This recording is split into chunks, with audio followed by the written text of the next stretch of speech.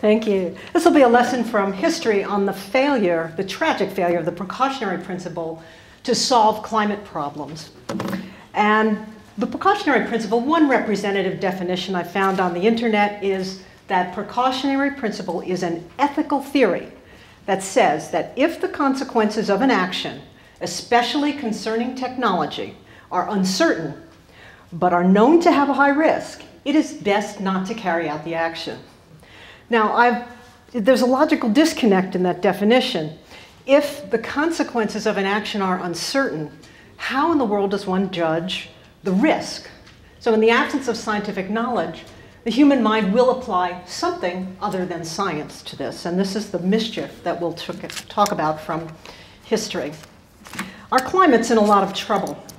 The trouble began about 70 million years ago when the sub-Indian plate, tectonic plate, collided northward with the Asian plate, upfolding and upthrusting the world's highest mountains, and they are so high that they block and divert important air currents, thus changing the climate. The mountains are still growing today, and some millions of years later, the closure of the Isthmus of Panama also has added to the trouble.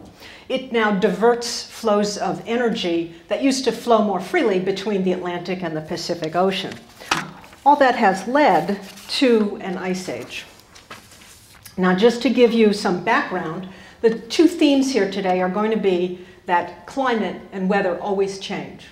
And I'm going to show you examples of that, and then we're going to look at history, especially in the last 1,000 years, and some of the consequences of not having science, but applying ideas, myths mostly, to solve what's perceived as a problem of climate. This is the last 500 million years, the last half billion years. It's schematic, but it shows that we're in a current ice age over here. And going back through time, there have been 3 large ice ages, probably a 4th here. And the amount of carbon dioxide in the air has been slowly drawing down over time. And in the past, certainly the amount of carbon dioxide sometimes has been quite high in the atmosphere while there's been major glacial conditions, major ice age on the Earth. Now, the reason for a lot of these changes in the past is the motion of continents across the Earth.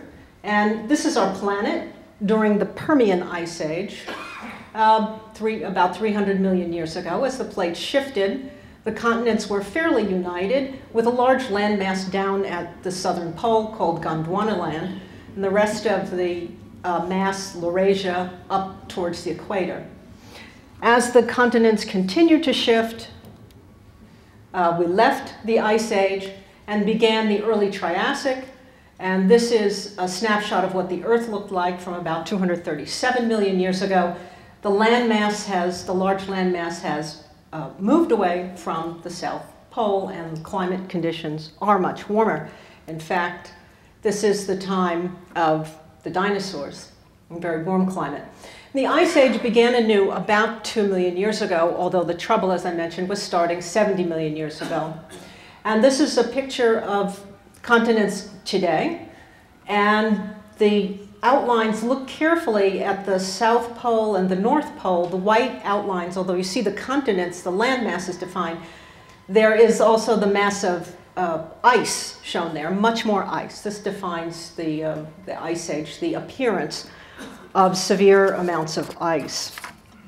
The pattern for the Ice Age, our current Ice Age, is one of about 100,000 years of glaciation, of glacial conditions, with ice advancing to the lower latitudes and also increasing in mountains. The drawdown of the drying of the Earth's climate, as the ice binds up a lot of water that's present in the climate system. And that 100,000-year period is not unrelenting. It is relieved by warm bursts, but on the whole, this is the average condition.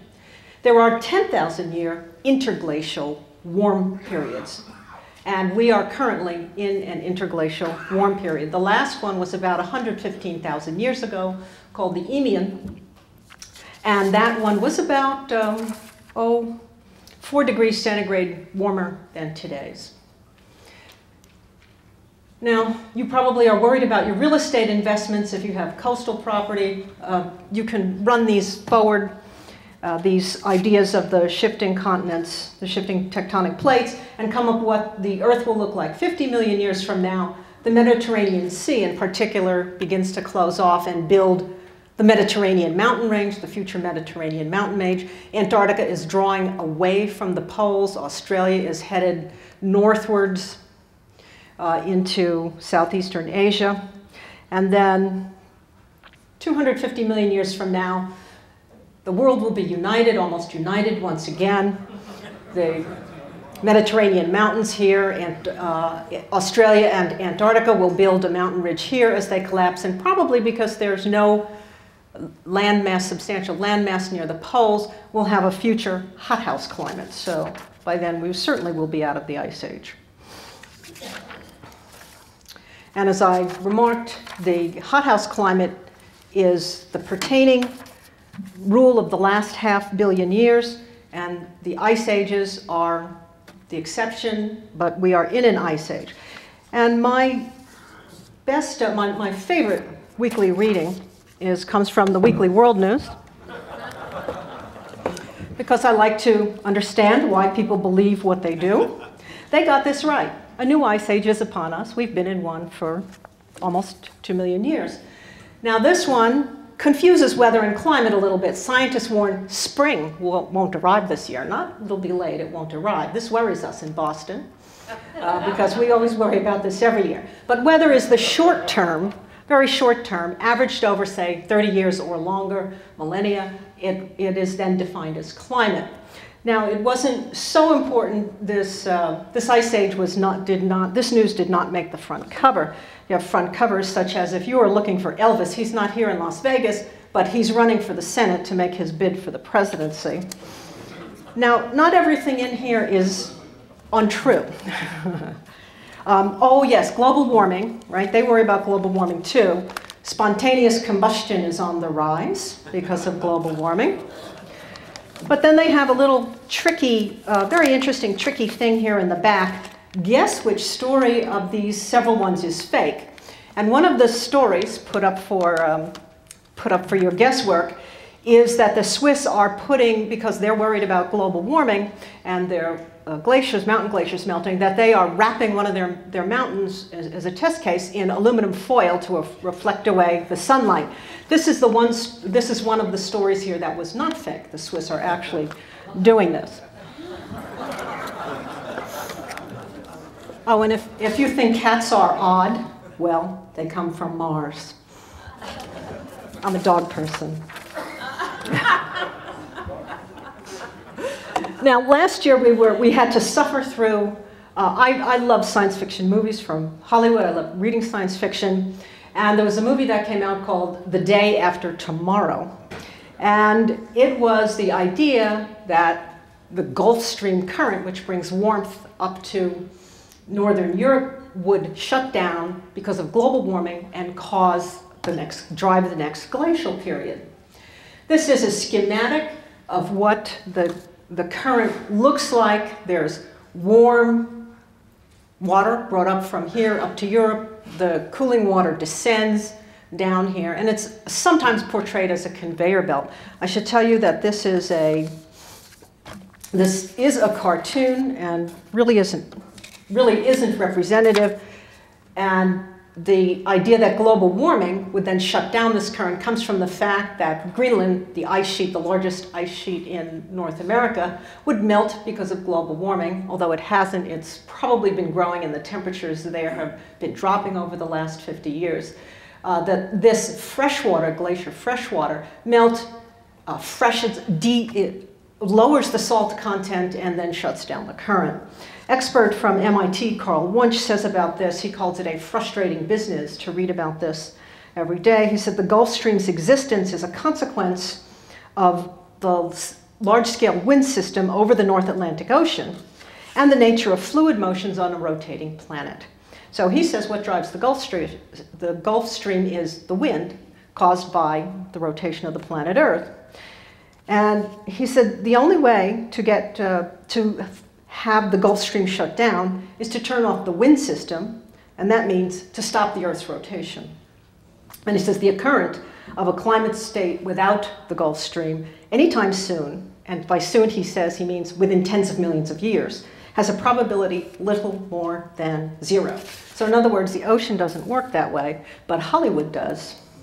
So the day after tomorrow flipped, because of global warming, flipped us into the next glacial period and froze New York City. I think it went to 50 degrees below 0 within a few hours in the movie. Just a physical impossibility. Now, as I said, I don't mind these. These are not a way to teach people science. These are a way to entertain people. But the writer-producer said something interesting. He said in an interview, "I went very far in order to provide viewers with lots of scientific information." So I dug into that. Where in the world did he get this scientific information? He said he got it from a book called The Coming Global Superstorm. And its authors are Art Bell and Whitley Strieber. Now, Strieber says, and he's written a book about it, that he is an alien abductee.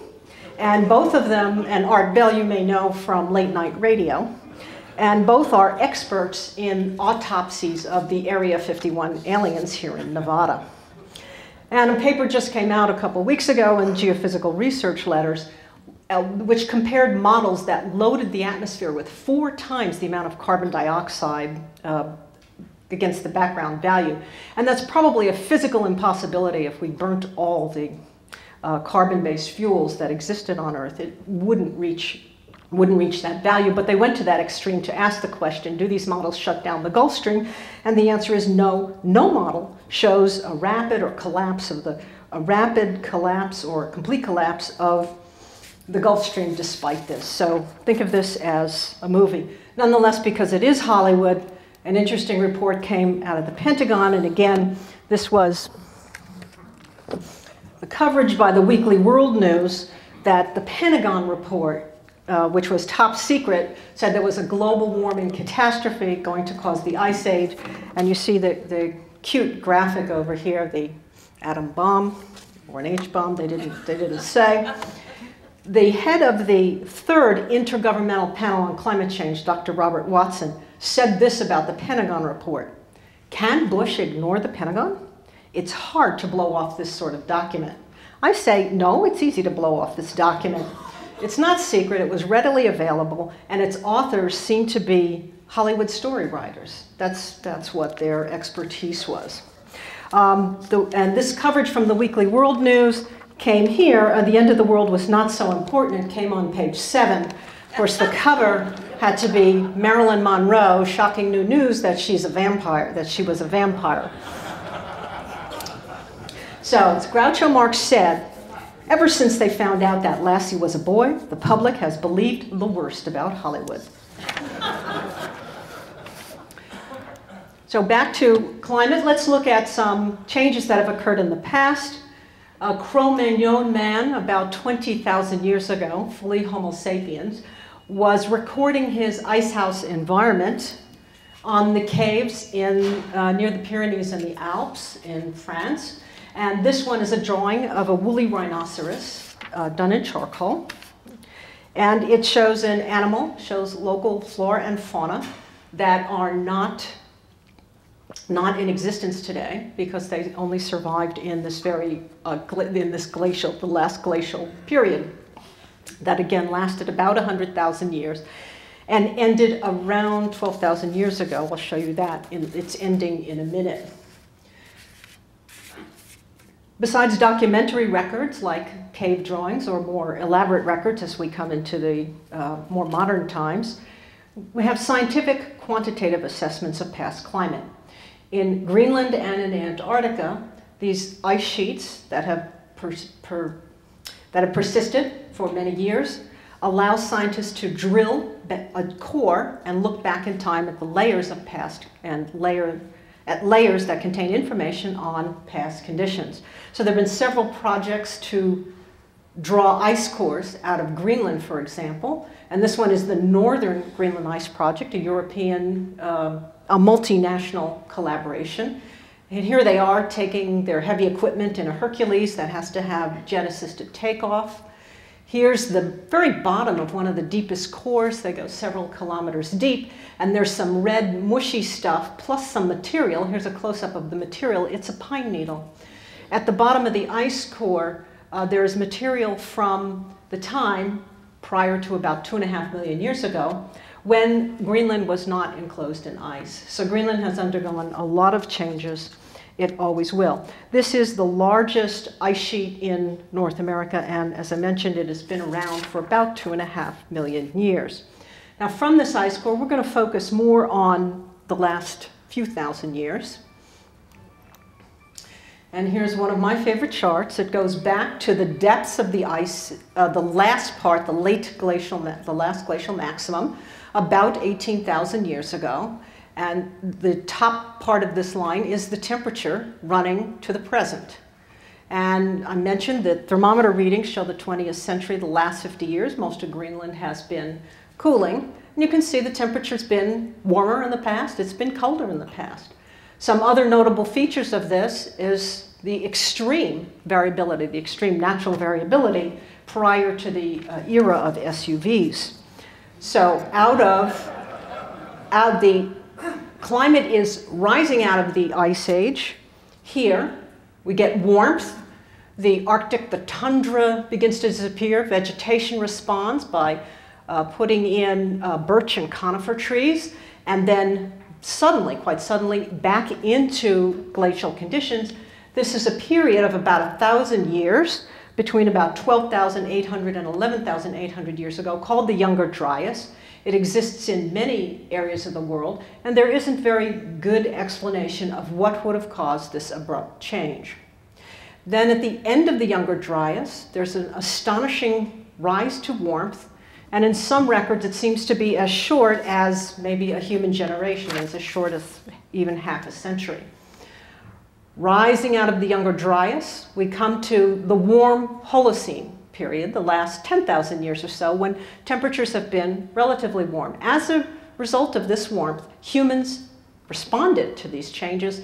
The Middle East, Southwest Asia, or the Middle East, began to be much more fertile. The precipitation cycle increased. The moisture that had been bound up making these huge glaciers was released back to the system. But then there are still smaller but significant changes. For example, here's one, the 8200 cooling event. It happened 8,200 years ago. There, again, is no good reason, but it was a fairly profound and marked in many locations over the world. And lots of small ups and downs that have had considerable impact on human cultures. Now, what are the causes of all these ups and downs? Very broadly, the ice ages are linked to changes in the geometry of the Earth's orbit as it changes over time. But there is no good quantitative explanation for those changes. These shorter-term changes really do not have much of reliable explanation. I want to note these shorter-term excursions that are about on millennial scale, about 1,000 to 1,500 years, have a correlation with the sun. And this is all I'll say about it, is this is now upside down. Cooler climate is here, warmer time is here. And this is a core not from Greenland, but from the nearby North Atlantic. And you see lots of wiggles on a time scale of 1,000 to 1,500 years. And for example, here's we'll talk about this in a minute, the medieval climate optimum, a time of relative warmth. The Little Ice Age, which we'll also talk about, a time of relative coolness. And then back to recent warmth. The blue curve here, or the other curve, is changes in the sun's magnetic output. Now there is a fairly good correlation there, not perfect, but good. What in the sun is exactly changing to cause these responses, no one knows. But back to Greenland, we're going to talk about the warmest time of the last 10,000 years, called the hypsithermal, and then the decay downward into the last 1,000 years or so, where we have good historical information to get our history lesson. Here's the medieval warm period, and then cooling into the Little Ice Age, and then the recent relatively small warming. But again, in the absence of knowledge, how to predict these, it's not possible to predict. Humans will react, and they have put in place precautionary ideas of how to control these. All right, here's an example from the waning of the hypsithermal. In Egypt, the flood levels were increasing. Sand dunes were spreading in the western desert and invading the Nile Valley. And there, because of the demands of society for agriculture, there were good records kept of what was going on with the Nile. And there are various tablets that are inscribed that show a very reasoned awareness and very good record keeping of how the climate was reacting. And here is one that comes from the tomb of Ankh-Tifi. And there's a huge famine in Egypt relating to the Nile flooding. And it's about 4,000 years ago in Upper Egypt near Luxor. And this tablet says, "All Upper Egypt was dying of hunger, but I managed that no one died of hunger in this district. I made a loan of grain to Upper Egypt, and so I kept alive the house of Elephantine during those years." In other words, he decided to prepare for this famine and try to survive it by making sure he had enough provisions and could load grain to his neighbors. But they definitely did not have an explanation for what was going on.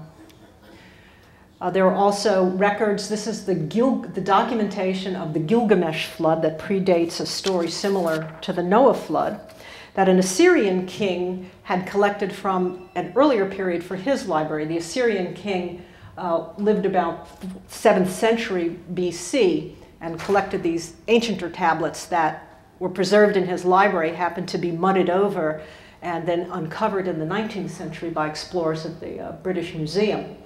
So there were dramatic floods, and in fact the flood myths that come with these stories tell us how people thought about their relation to the climate. And in fact, even in this Babylon story, the idea was that the gods were mad for the humans for being so noisy and keeping the gods from their sleep, so that they had to be punished. So there's a link here of a natural event to supernatural and human behavior.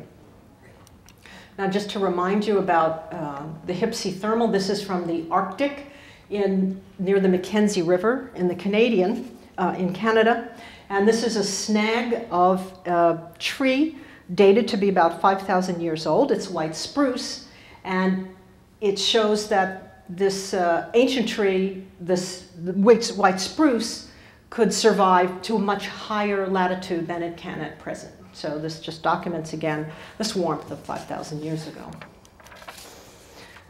Now, there are also layered information from other geological or biological repositories as well. I like the information that you get from bogs. It's a tremendous amount of information. These are areas where there's enough rainfall and poor enough drainage that an oxygen-deprived environment eventually grows up, and by coring or looking through the layers, one can look at preserved organic material and look in what had happened in the past. The reason bogs are also very interesting if you're a fan of Scotch. Now, the word Scotch originates from a word called Whisky bog, and it's Scottish Gaelic for the water of life.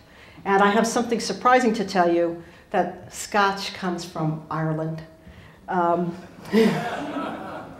Dalridian Scots monk, and they were from Ireland. Then the Romans called the area where these Gaelic raiders were from Ireland, they called them the Scoti.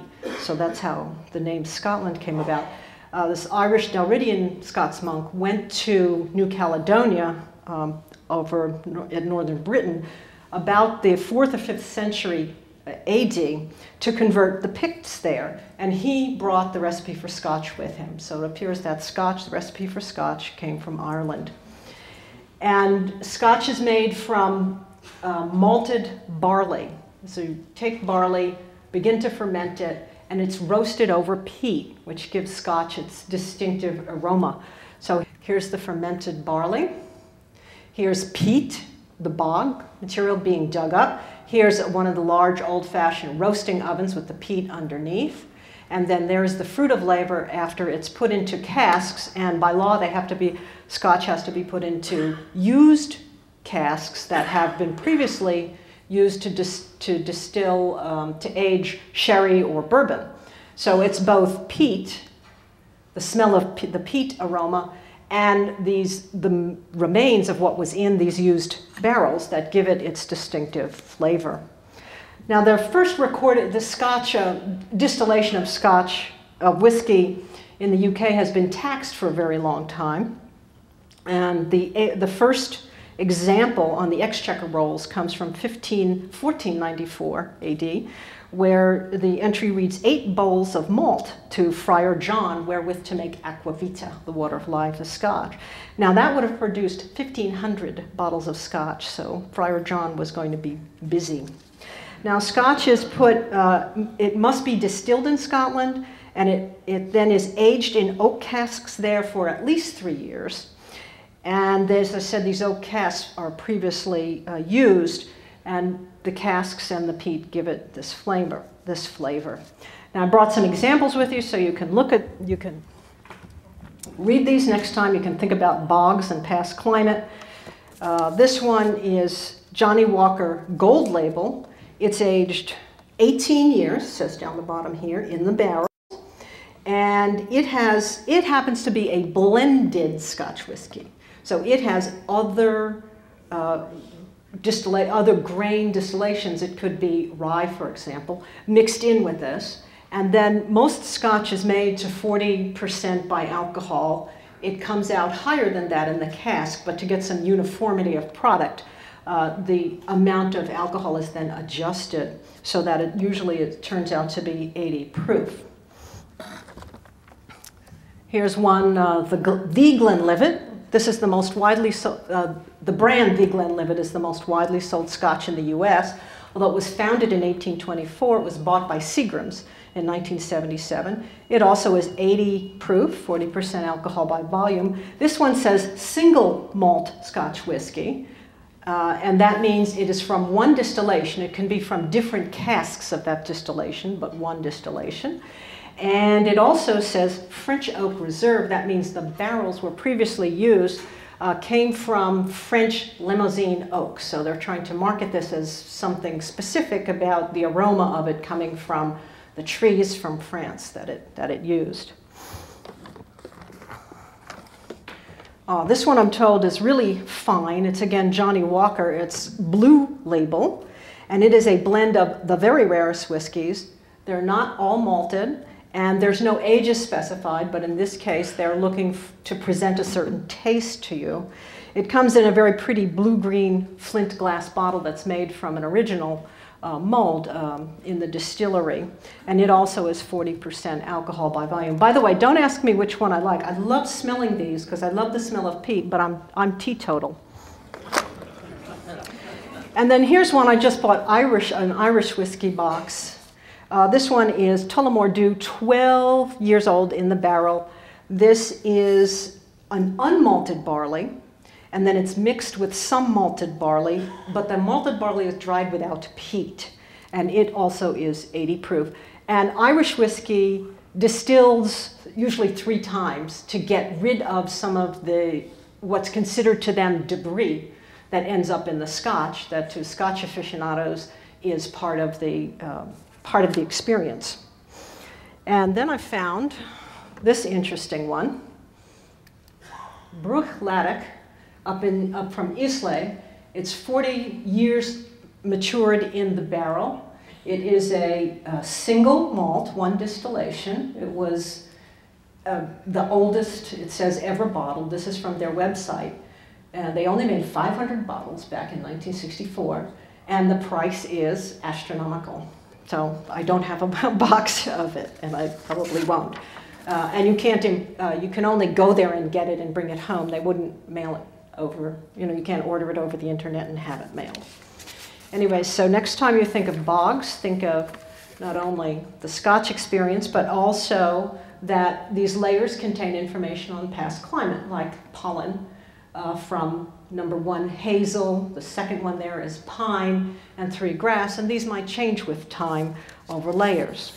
And bogs are also interesting because they're wrapped in ritualistic mystery of the past. Now in 1983, police in Macclesfield, which is in Cheshire, England, were investigating reports that a man had murdered his wife. Malika was her name. 23 years earlier, she had disappeared. Now he had bragged to his neighbors that he had killed her, dismembered her, and buried her body in the backyard. And no one ever found evidence for this. But interestingly, their backyard abutted onto a bog. And there were peat workers working there in 1983, and they came across a skull, a female skull, it turned out, upon looking at the forensic evidence, identified as a 30 to 50-year-old European. And when he was confronted with this evidence of the skull, Mr. Rain Bart, the accused, then confessed to the murder of his wife. The investigators decided to get Oxford University experts involved in looking at this skull, and then they came forward with their news that the skull was about 1,700 years old, so it couldn't be his wife. But what it was, and then this was the second skull and remains to be discovered in this Lindau Moss Man 2, discovered 1984. All the pieces discovered 1984.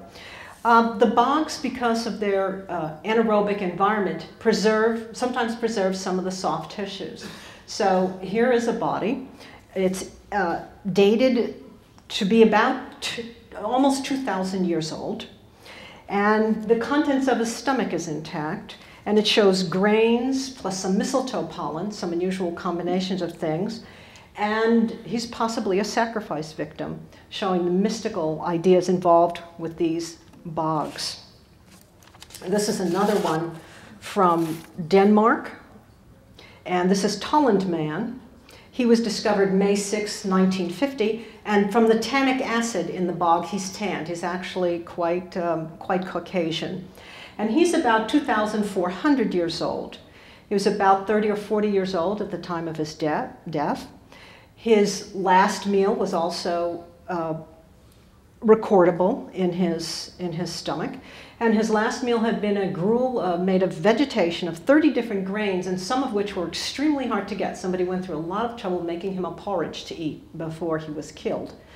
He wears only this pointed leather cap that you see here, but look closely around his neck. There's a braided leather thong, a pair of leather tongs, and they're drawn tightly around his neck and then snaked down the back of his body. He died by hanging, but then he was gently prepared for dignified burial, showing that, again, this is probably a human sacrifice. To what we don't know, but we know that the bogs have historically been concerned with mystery. And in fact, the author J.R.R. Tolkien of The Lord of the Rings was raised in Birmingham in the Midlands, and there are 2 odd-looking towers in Birmingham, and they are very reminiscent. In fact, sketches that Tolkien made for the 2 towers incorporate elements of both these towers from his stories. And there's also a bog in Birmingham, and there's an interesting episode in the 2 towers where our travelers encounter the dead marshes, where there are bodies preserved there from after a great battle of elves, men, and orcs. And the marshes, as Gollum says, the marshes had grown and swallowed up the graves. The marshes are always creeping. And in this instance, Tolkien had written letters to his son Christopher. The letters published posthumously said that Tolkien had thought of possibly the dead marshes were based on his experiences in World War I, and this is a picture of where he was in the Battle of Somme in France. So again, marshes. I like Tolkien because there's no hidden meaning there. He says he despises allegory. It's just a story. So he doesn't want to make a point out of it, which he said would burden the reader. It's a huge imposition on the reader. Trees. Looking at trees can tell us about local conditions. For example, this growth of tree rings here at the earliest part in this slide going out in time. The tree growth here is very puny year by year until the year 1297, when a wildfire swept through the area, took down the trees' competition for resources, and then the growth rings become more profound. So trees can tell us quite a lot. Again, 1,000 years ago, here is a snag of a foxtail pine in Sequoia National Park, and he looks very lonely because foxtail pines don't grow at that elevation. At present, it's not warm enough, but it obviously was 1,000 years ago. Here's a similar study from the polar Urals mountain showing the elevation that trees grew in the past. And 1,000 years ago, this is going to be a characteristic of what we're going to talk about. 1,000 years ago, the trees grew to higher elevation. By about the 12th and certainly the 13th century, there was a transition to a very colder time where the trees, in fact, fell from their current elevation. So especially in Northern Europe, for example, in central Norway, forest clearing and farming had been more or less static since the Iron Age, and it spread 100 to 200 meters further up the valleys and hillsides. And it suggests that motion upward of the successful farms meant that the prevailing summer temperature in central Norway had to be about 1 degree centigrade higher from about 800 to 1,000, the years 800 to 1,000, and it retreated decisively there by 1300. Those settlements had to be abandoned. In Scotland, certainly, there were more extensive forests around the year 1000 than later. And in Scotland, the early Middle Ages were, in fact, a period of quite high civilization. And the next 200 years there became to be regarded as a golden age in that country. Then with steadily increasing prosperity, with this ease of raising crops and grain and cattle for people to eat. And also, as elsewhere in Europe, this is a period of building great cathedrals, churches, and abbeys. And from there, things declined. Let's take a look at Iceland. Again, the Irish monks are traveling around. They are exploring, and in the 6th to 8th century in Iceland, they found considerable ice, which is how it got its name, along the northern fjords. And one of them wrote that, and in all the fjords on the northern side of the island in the cold spring, which we think was about AD 865, that the ice had settled in there. Now that had followed the Vikings' early exploration there around that same time. And the Vikings having to overwinter there in that icy condition gave it our current name of Iceland. And then from that time until about 1200, though, the ice was largely unseen. There were only about 1 or 2 years each century where the ice was reported to have caused any difficulty in sailing for the Vikings. And the Vikings also went over to Greenland. And in southwest Greenland, they were able to bury their dead in this period in deep soil that has since become permanently frozen. Scientists have found barley, oats, and rye pollen found at Eric the Red's original settlement, so it was easier to grow those crops there than today. There was much less extensive ice in the Arctic seas, making their routes easier to go by. But by 1300, the grass, especially in southwest Greenland, is becoming drier and more sparse, and the pastures are becoming less rich than they are even today. And by about 1250, the King's Mirror, the diarist was writing that the ice in East Greenland and along the route was formidable. And then by 1342, the sailing route had to be abandoned by the increase in ice as the Little Ice Age progressed. The conditions were worsening, and this is the remains of a modern church. This is the modern remains of a church from Greenland that was certainly abandoned by the 15th century. And the colony was unheard of by the 1500s. So the Vikings were wiped out. They could not adjust to this cold climate, and they did not survive there. beyond that time. And even the Pope was concerned about this situation. As people are living at the ends of the earth, we can't get to them because of the extensive freezing of the waters. No ship having put into its shore, it is believed, for 80 years. So they hadn't heard from this colony in a long time. And no bishop or priest has been in residence there for about 80 years either. So the Little Ice Age for Europe is extremely traumatic. It runs from about the 13th to the 19th century.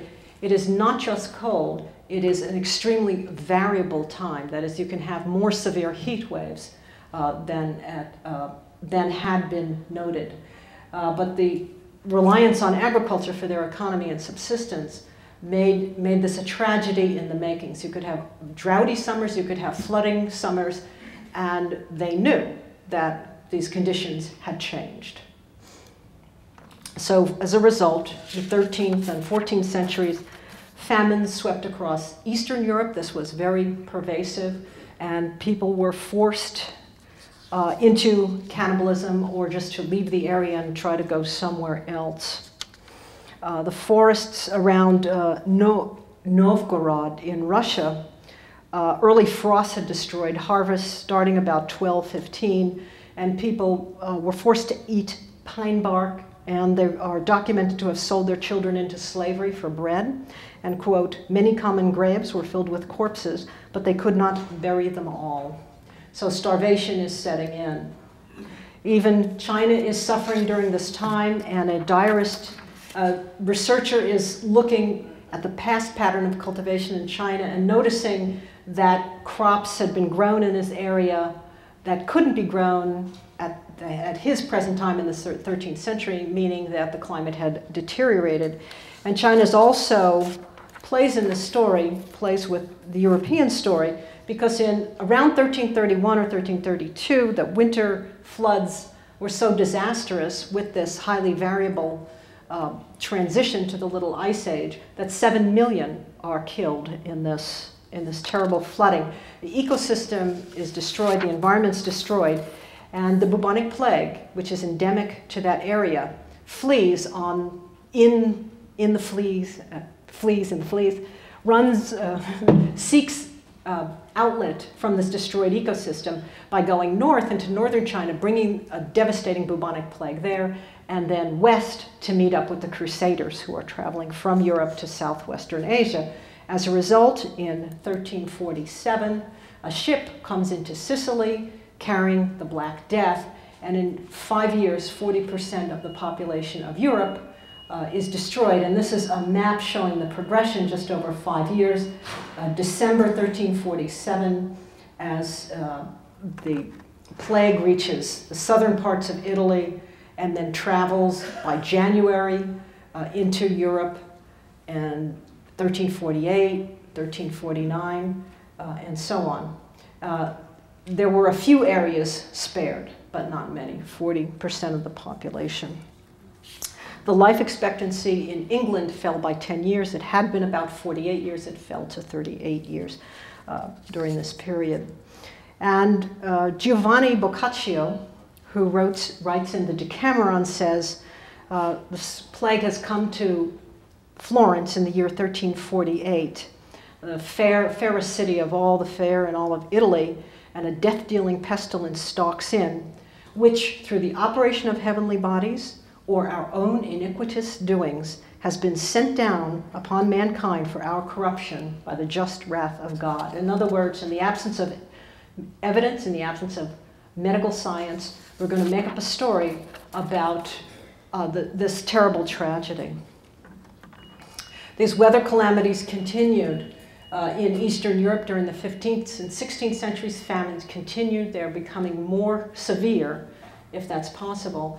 And then this from a diary in Smolensk in 1438. The wild animals ate people, and people ate people, and small children. They had no choice to survive.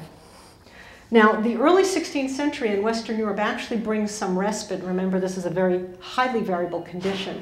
So from about 1500 to 1550, there's actually a return to some milder, less extreme climate. But by the middle of the 16th century, things are changing.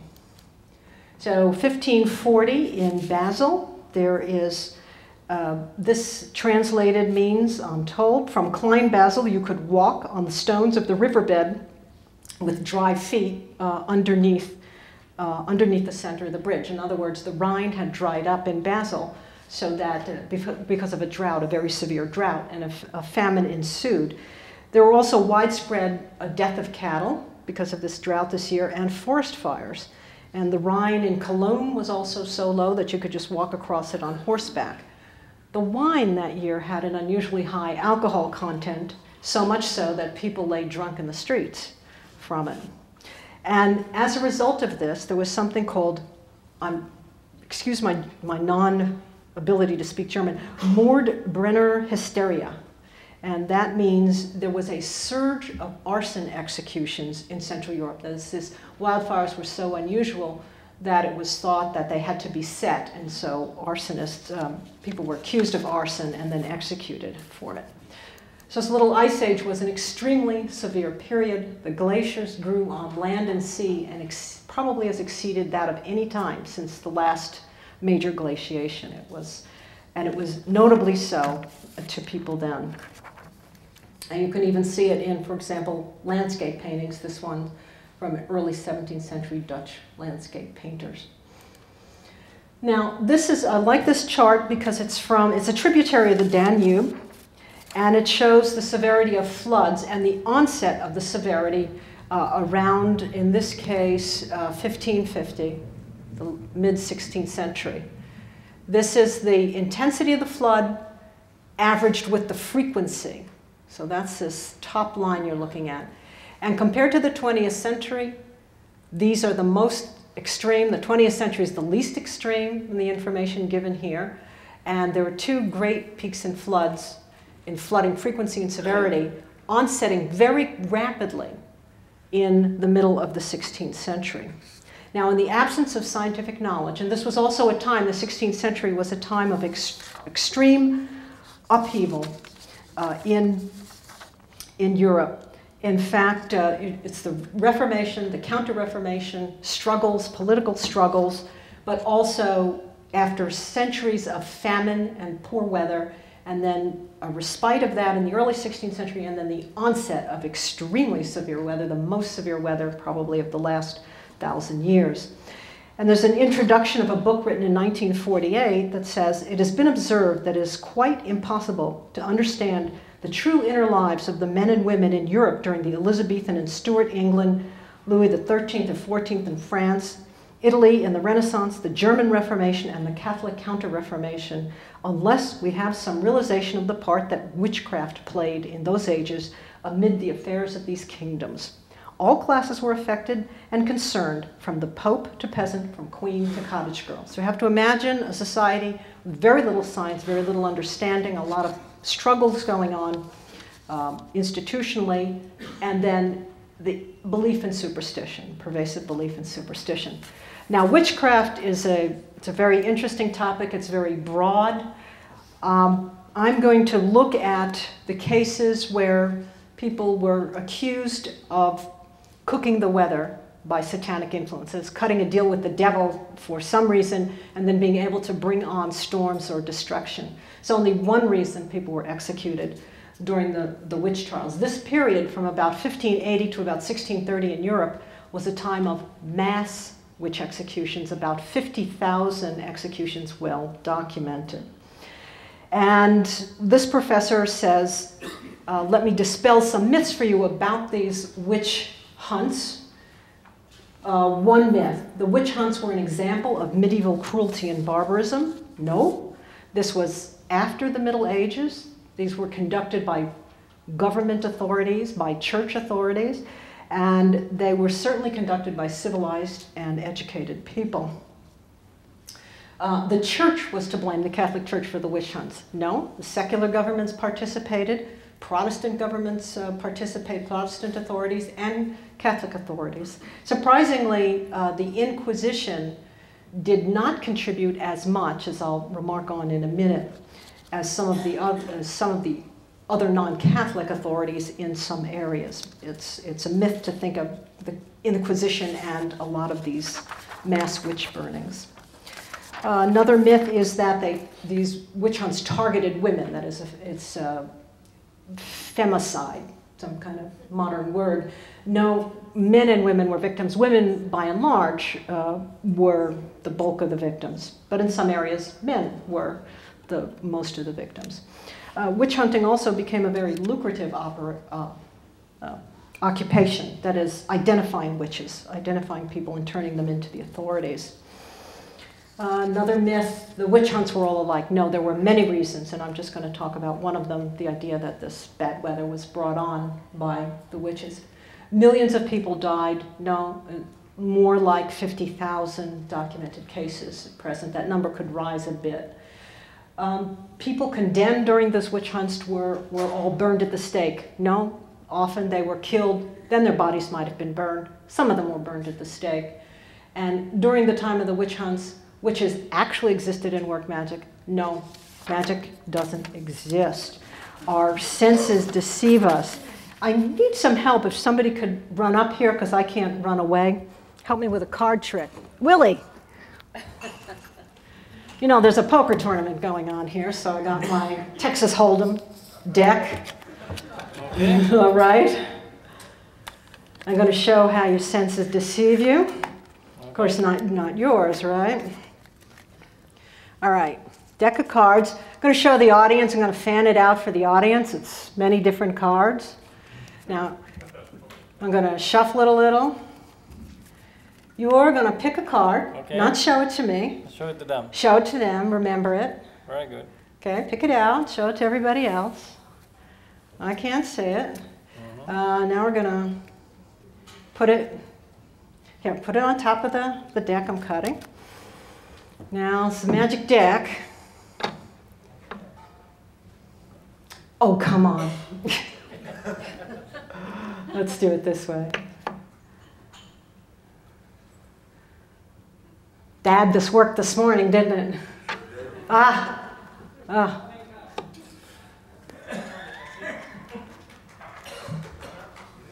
All right. Queen of Diamonds. Now, you've all made up a story already. What is she doing? Does she have mystical powers? Is she a magician? Does she have a magic deck? You all saw something you didn't quite believe from your everyday experience, and you began to make up a story in your mind. Well, that's what's happened with this idea of weather cooking. In Scotland in the 17th century, I'm just going to go through a few examples. King James VI of Scotland, who later became James I of England, a tortured genealogical history here. James is crowned King of Scotland when he's 13 months old. His mother is Mary, Queen of Scots. She's beheaded by Elizabeth I, who was his aunt, I think. And James later succeeds Elizabeth I to unite Scotland and England. Now, witchcraft had been criminalized during the rule of Henry VIII and repealed by Edward VI, put back in place by Elizabeth I. And James VI and I makes very harsh penalties. The death penalty is included here. Here's a famous mass witch trial called the Berwick Trials.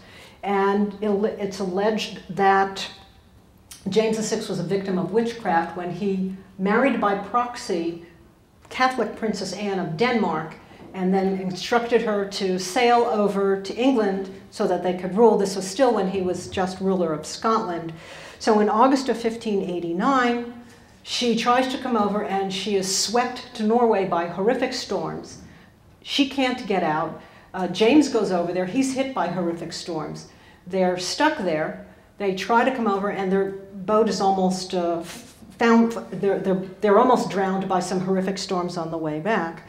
They finally make it there in 1590. What is the response? James is an extremely educated man. He is certain, well, he's a little paranoid because there are some dukes and barons out to get him, but he is certain that this was caused by weather cooking with a deal from the devil. So he orders a trial, the North Berwick Witch Trials, and this is kind of like the Weekly World News, but it's one of the only documents we have from the era. Notice the ship up here. So the devil here is helping people cook up a storm to caused the king to die in a shipwreck. Here's the devil, and here's some other doings that aren't important to the story here.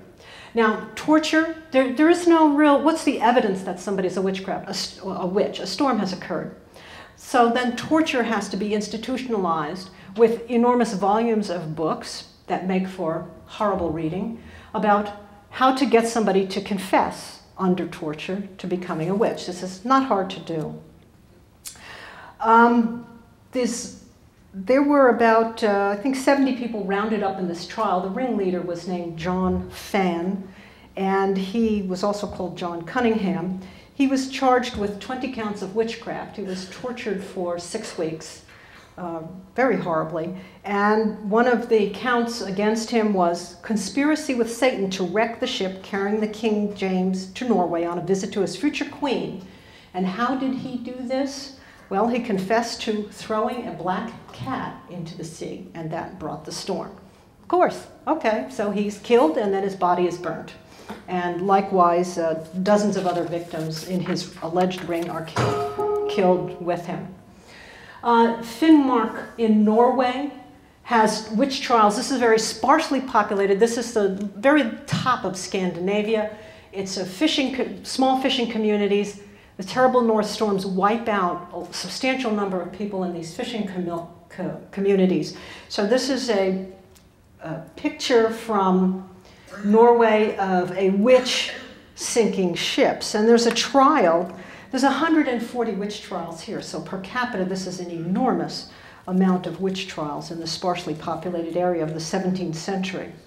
And Professor Rune Blixhagen of the University of Tromsø translated the notes for the 1627 trial of one Kui Barson. And Kui had made an occupation for himself, made his career by bringing good weather for ships when people would pay him. So you'd pay for the ships to have good weather. He'd do his little spells, he'd get a keg of beer or some money, and that's how he lived his life.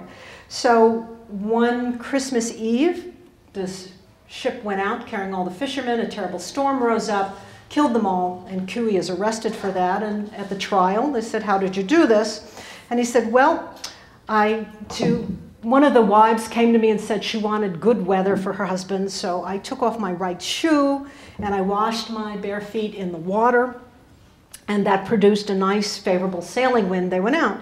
And a week later, another of the sailors' wives came by and said she'd give me a keg of beer if I got them to come home safely. So I was going to do my trick, which was to take a piglet, throw it into the sea to bring good wind. And that kind of went awry. He said the piglet squealed too much in the sunlight and the storm came. So Kui was, he actually was sentenced to death, and then his body burned at the stake. So in this sparsely populated area of Arctic Norway, about 175 people were executed for these crimes between 1593 and 1695. So this is one of the most intense witch hunts in Europe based on ignorance of weather, all in the name of precaution. We know from these trials in Norway the location of hell.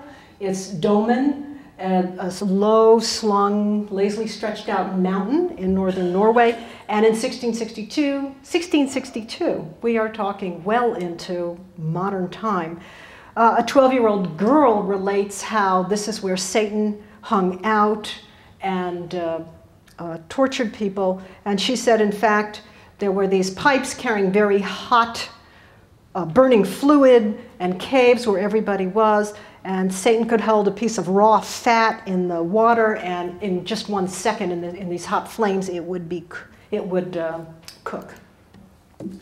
And Germany is the focus of the intensity of the witchcraft, the legal witchcraft executions. I said about 50,000, there are about 50,000 victims of these legal witch hunts. Germany can account for about 25,000 of them. Why this happened is an interesting question, and I don't think the answers are there. This is a case of, here's a weather cooking. Let me get the pointer here. So somebody is here brewing a storm right out of a cauldron. Here's the devil raining on high. Now, there were some lights of enlightenment during these times, but they were quickly snuffed out. And in the trial of Mr. Darrell, a 17th century book describing some of these British trials, the introduction says, atheists abound in these days. That is, atheism, as God is mad at us, has caused these. And witchcraft has been called into question by some people. And this is nonsense. Why should we think that there were devils? If there are no devils, then there is no God. So this is bound up with their struggles, their political struggles, their theological struggles, and dealing with the harsh climate.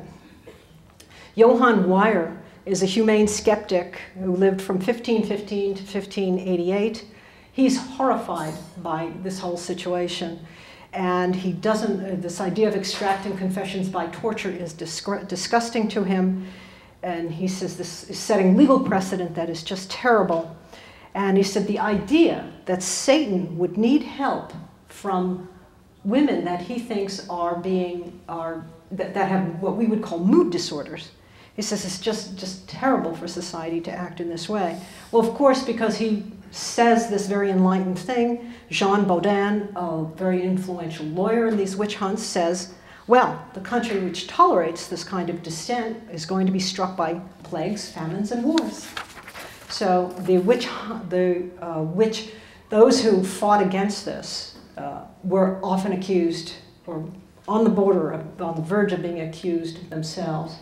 This is a summary map of the per capita legal executions for witchcraft. Remember, about 50,000 documented in this region. And just to have you know, this areas where the red means less than 1 in 1,000 people were executed for this. And the small dot means that very enlightened. And look at how enlightened, for example, Spain, the Iberian Peninsula is. The inquisitors are demanding evidence. This is what comes of thinking that, of making up a story in the absence of science, of making up a myth and acting on precaution. Since everybody thought that the continuous crop failures were caused by witches from devilish hate, the whole country stood up for their eradication. So we could get the common social belief. According to Johann Linden in 1590, when there was a famine, it was caused by the people consorting with the devil. After a severe frost in 1626 in Central Europe that destroyed the then budding spring crops, destroyed their vineyards, and killed many cattle, these countries, these principalities, Bamberg, executed 600 for witchcraft, Würzburg 900, Electorate Mainz 900, and Westphalia 2,000. So this is the legacy, this is the problem with working from a myth in the absence of evidence. So I'd like to just emphasize the ending of this, that without, that precaution to me is the destruction of science. It says you can bring in a hypothesis, but then you dismember scientific method by refusing to test your hypothesis. You say, oh, there's a hint of a risk, we therefore have to act on it or disallow an action. This is the antithesis of science. And this is one example of what happens in the absence of science. This is an engraving from Goya, and he titles it, "If Reason Sleeps or Dreams, Monsters, terrible powers of the night, ignorance, tyranny, and unreason and violence will rule." That is what I agree with. And I'd like to end by reading a quote from Will Durant, who was looking at the Reformation in his volume, his historical volume on the Reformation. He says, "We are today so uncertain and diverse in our opinions as to the origin and destiny of the world and man that we have ceased in most countries to punish people for differing from us in their religious beliefs. Our present intolerance is rather for those who question our economic or political principles, and we explain our frightened dogmatism on the ground that any doubt thrown upon those cherished assumptions endangers our national security and survival." And he wrote those in 1957. And I think our lesson is that we should worry about invoking precaution when we have science. Thank you.